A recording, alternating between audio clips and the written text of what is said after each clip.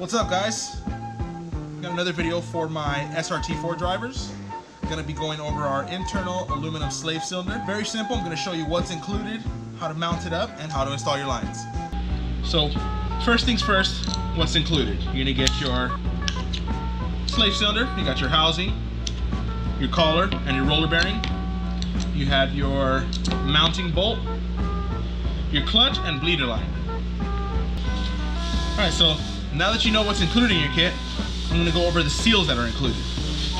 So pre-installed, you're going to notice you're going to see a wiper seal, and inside you have your O-ring.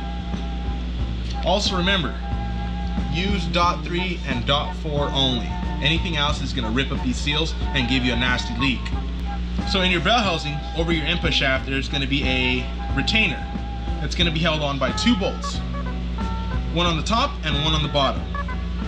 Remove those two bolts, but leave the retainer on there. Once that's done, slide this slave cylinder over your retainer, get your mounting bolt, screw it on, and get it on there hand tight.